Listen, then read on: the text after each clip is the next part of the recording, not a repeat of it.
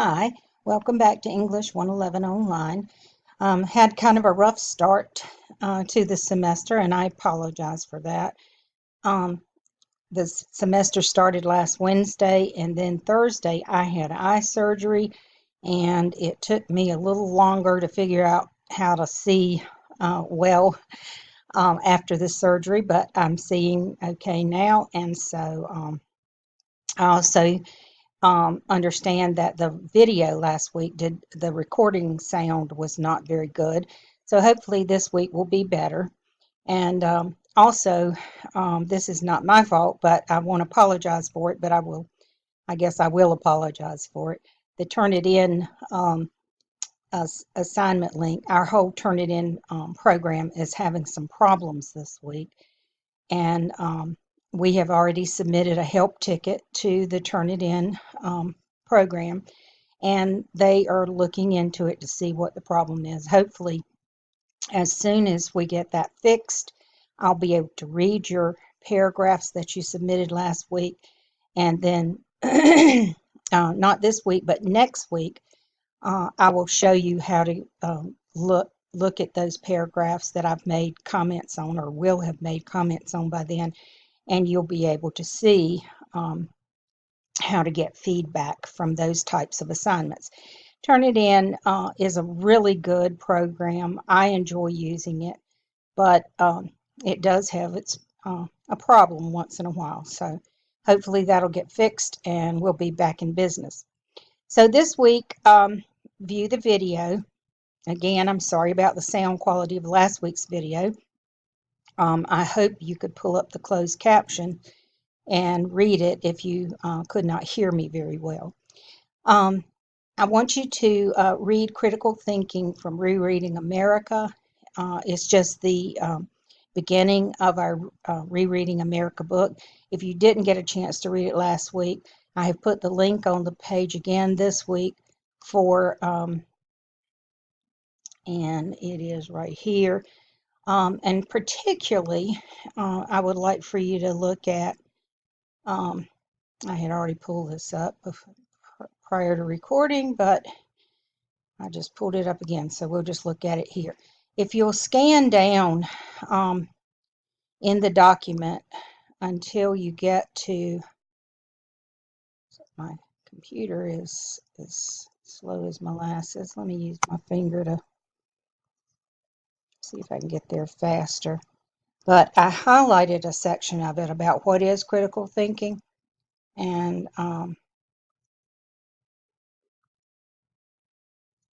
sorry about this, it's taking me a while to get there. But this will be, there will be a question in a journal for this week that this is just not doing well. Sorry again. I'm so sorry. I just keep on saying I'm sorry, and I think actually I've passed it. But I highlighted part of this. Here it is. What is critical thinking? Um, Way on the second page. I went way past that. So if you'll just review this part of it or read this part of it if you haven't read it, it tells you what a critical thinker is. And on the journal that we have for this week, I ask you, what do you think a critical thinker is? So you might get some ideas from this. You also might have some ideas of your own for that. Also, this is a course designated as a global course. It is going to take a global um, perspective. We're going to look at some things that are happening in the world. We're going to focus our big research project and our annotated bibliography, doing the research for our research essay on one of the UN's global goals that they have set for 2030. And so this does have a global aspect. And if you're interested in becoming a global scholar, I put a link on here to the Global Scholars page. And this is the link to our campus page for the Global Scholars Program, and tells you what you can do in order to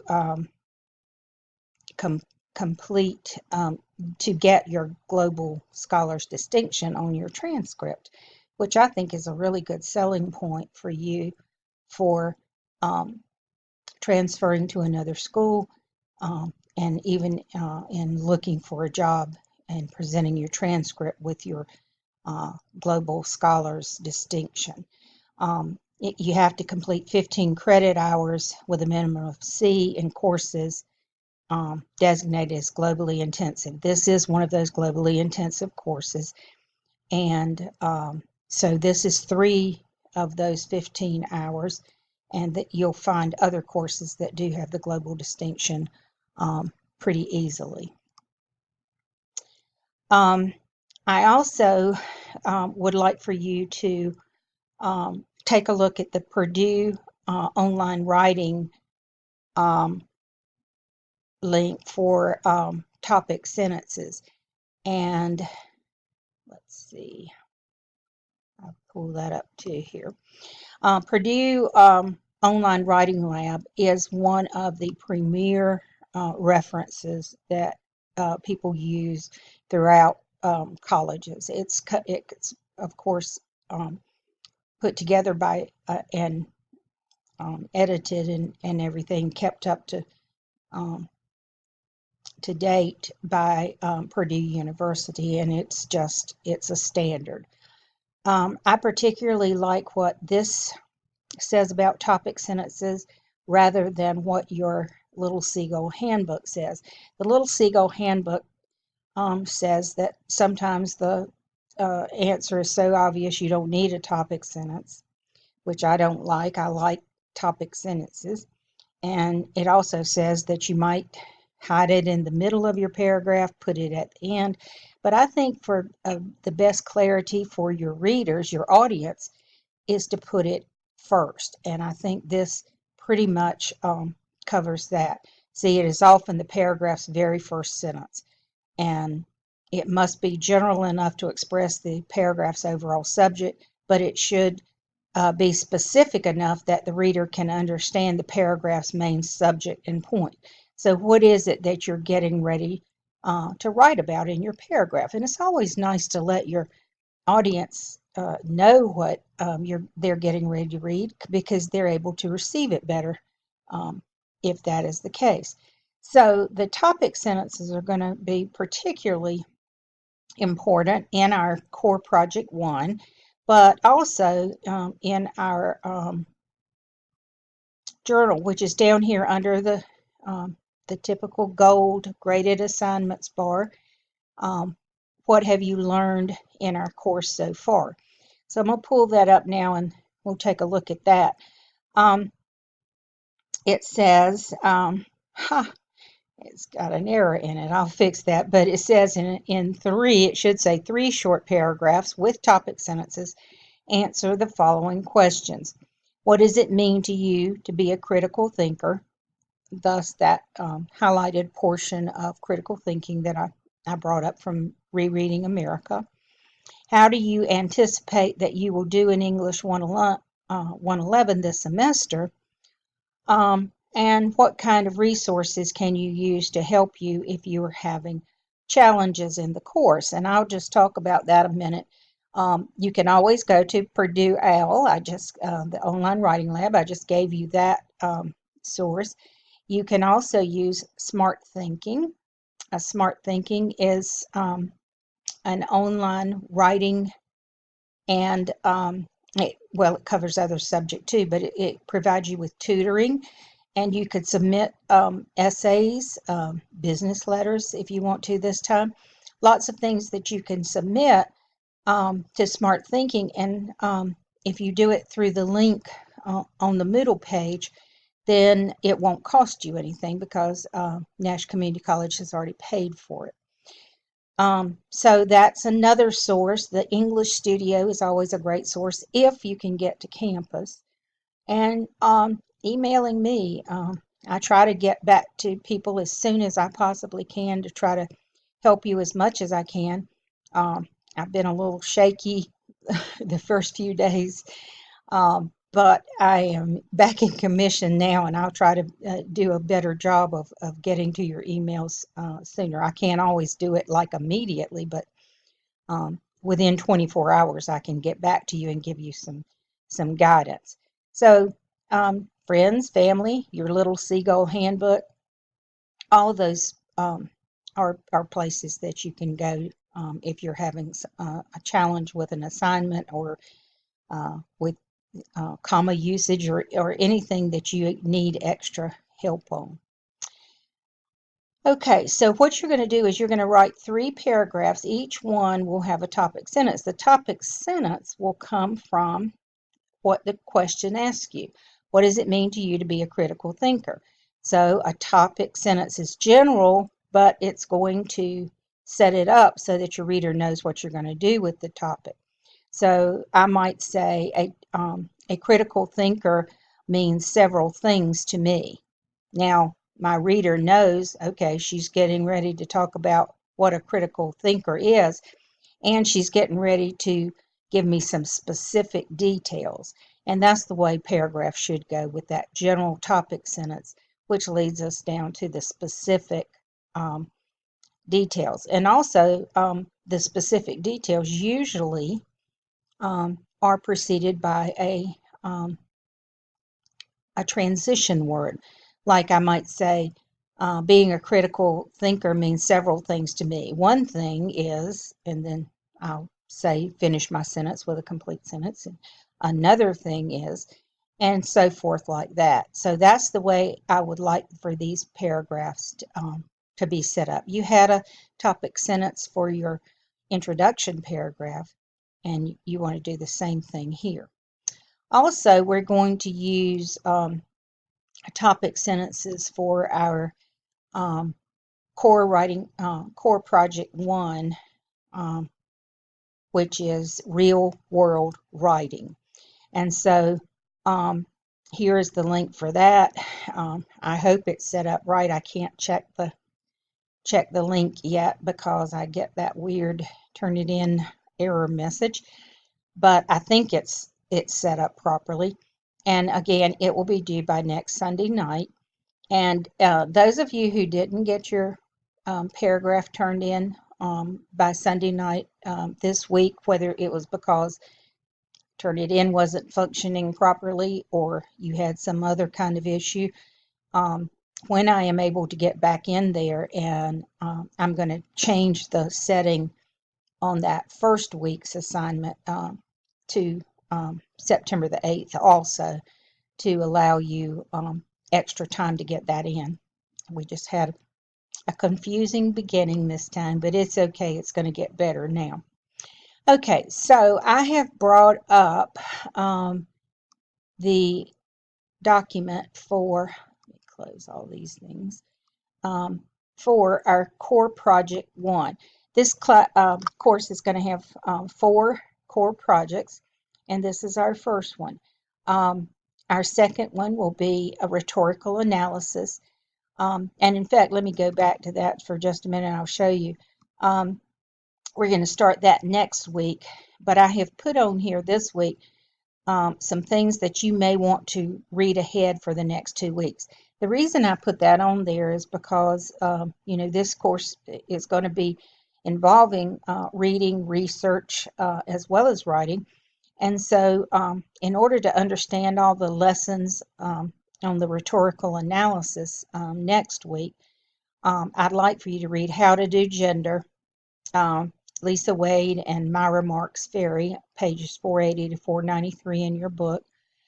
And if you want to read ahead for our next core project 2, which is not going to be due for a couple of weeks, we're going to talk about all of these readings. But for your essay, you'll need to choose one of those assigned readings to write about. So I'll tell you all the specifics about that next week.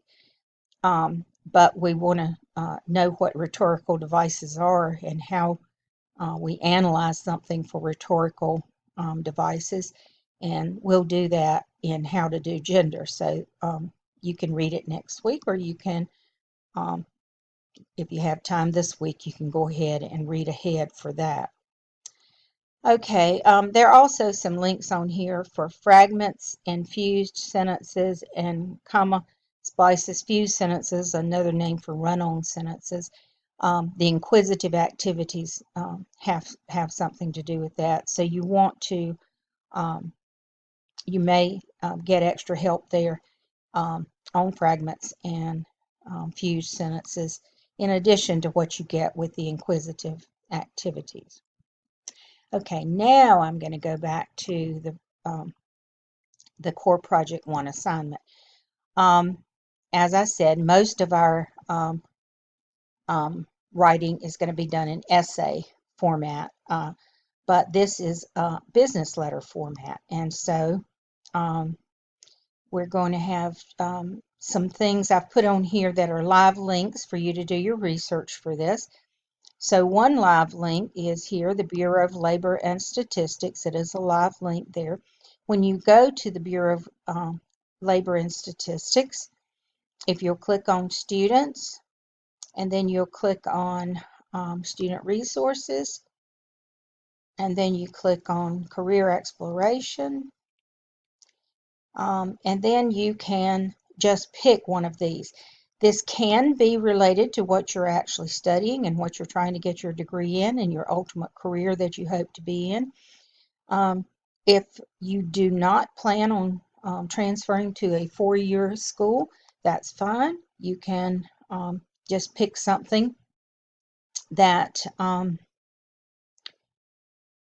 the purpose of this assignment. Just pretend. But say I want to do something with building and fixing things. If I click on that, it'll give me some things. And say I want to be an architect, I can click on that, and then it will give me information here that I could use in my business letter that I'm going to write, because I'm going to have to explain to the person I'm writing to at the university I'm going to transfer to why I'm interested in becoming an architect. And so it has the job outlook, it has the number of jobs, it has what kind of on-the-job training you have to do, typical education, work experience in a related occupation, employment change, maybe what architects do. And you can click on any of these. These are all links to take you to more information. So if you want to, and the median pay, always keep in mind that median pay takes in the whole country and not just not just our area, which is always lower. But if I clicked on that, it says the wage at which half of the workers in the occupation earn more than that amount and half earned less than that amount. It explains what the median pay actually means, and then it tells you what the pay is. So if you want to read more about the pay, you can go in here and click on that, and it gives you more information about that. So that is part of the research that you're going to do, and you're going to find out why you're interested in that. The other thing is you'll have to pick a school or a university that you're going to write the letter to. So here is our, excuse me, I'll get rid of that. Here's our objective: to write a business letter to a university's admission office of your choice, explaining why you want to attend their university and study for a degree which will allow you to pursue a particular career. And so, instructions, go to the Bureau of Labor Statistics, and it tells you specifically what I just said, instructions for research on a university. Now, if you already know a university that you want to go to, say you're a nurse and you want to transfer to East Carolina, then just go to the East Carolina homepage. Just Google it and go there. But when this is, and also this My College Options is another reliable source that you can go to and explore some colleges that might offer your degree. Once you find your chosen university's homepage, find the admissions page, get the mailing address for the college's admissions office, and if you can find the name of the chief admissions officer, that will work best. But I have looked at several um, university homepages, and they don't. A lot of them don't give that. So if you cannot find the name, we're going to address the letter to Director of Admissions, and that is absolutely fine. Further in this document, what you're doing with the university information, explore the homepage, find the name of the degree which will support your career choice, note information about what kind of courses are included in your degree program, anything else that attracts you to the degree that that university is offering. And then your instructions on writing a business letter to the Director of Admissions. Follow the format for the professional business letter as shown below. In a professional business letter, each part of the business letter is single line spaced, and then we skip a line between. So your full name, your street address, and in formal business letters, spell out the street, boulevard, avenue, don't abbreviate it, city, comma, state, and then your zip code all on one line. And then comes your date, and then comes the inside address. That's who you're writing to. Director of Admissions. If you have the name, you can make two lines with the name on one and the position Director of Admissions on the second. The university name, the street address, city, state, zip code, as before. Dear, title of respect, Mr., Ms., Doctor, whatever the title of respect is that you can find. Last name, and if you don't have the name, just say, Dear Director of Admissions. Dear is formal, not romantic. And then note that it is followed by a colon instead of a comma. Introduction paragraph, single line space within the paragraph, supporting paragraph, why you want this career, single line space within the paragraph, supporting paragraph, why you want this university, single line space within that, and then a concluding paragraph, then skip a line and come down for your complimentary closing. Sincerely is a good one to use with a comma after it, and then your signature. And if you can't sign, we can just do a different font to look like your signature, and then underneath that type your full name. And here's what you include in your introduction paragraph, in all of the supporting paragraphs. I've tried to lay it out and give you some ideas. Also note these proper ways to express degree title. So many people say I'm getting an associate's degree, but it is not. It is an associate degree, or an associate in science, or an associate in applied science, in nursing, or whatever it is.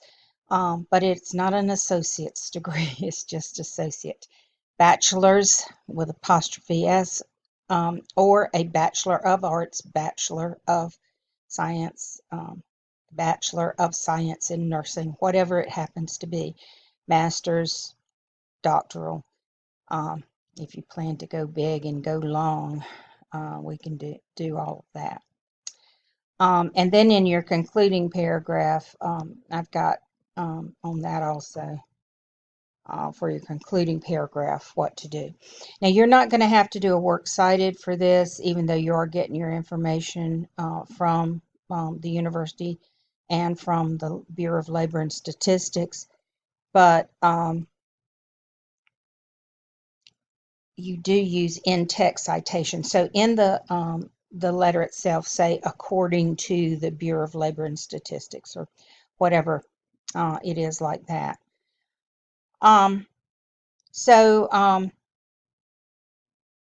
If you choose to submit this to Smart Thinking, I put down here a little blurb that you could copy and paste into when it asks you to describe the assignment, because Smart Thinking always asks you to. It's not required for this assignment. When we get to the rhetorical analysis, you will have to submit it to Smart Thinking, but it's not required for this. And then if that's not enough information, I love to model for students. So I have written a fictitious sample business letter here, um, formatted correctly. So there's my return address, the date, totally made up university here and name and everything. But see, I pretended that I had a name, Dean Albert Wiggins, and then here in my salutation, I called it Dear Dean Wiggins. You only use the title of respect, and his title of respect is Dean, and the colon after it. And then I have, this is not complete, but I gave you an idea of what you might put in your introduction paragraph. I started like the two supporting, but see, also according to the Bureau of Labor and Statistics and da da da, I didn't put the information in there, but you would do the same thing. This would be a topic sentence for perhaps you can, of course, use your own topic sentence, but your university is a good choice for me on my career path. Because, and then provide reasons. So you could say for several reasons. One reason is da da da da da. And then I am really interested in business and finance program at University of the South. Um, and then I've asked for some financial aid information and whatever. Note associate degree, not associates. Isn't it great that you're learning something about that? Because everybody says associate's degree.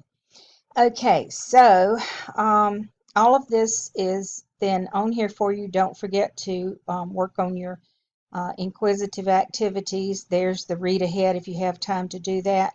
So in everything that we're doing, ask me if you run into any problems. Hopefully this video sounds a little better. It ran a little long because I meandered with apologies at the beginning. But I hope you have a great week. Please talk to me if you need help, and I'll be glad to help you. And thank you for putting up with our kind of ragged beginning of the semester. And hopefully things will be smooth sailing from here on out. Thanks, and I'll see you next time.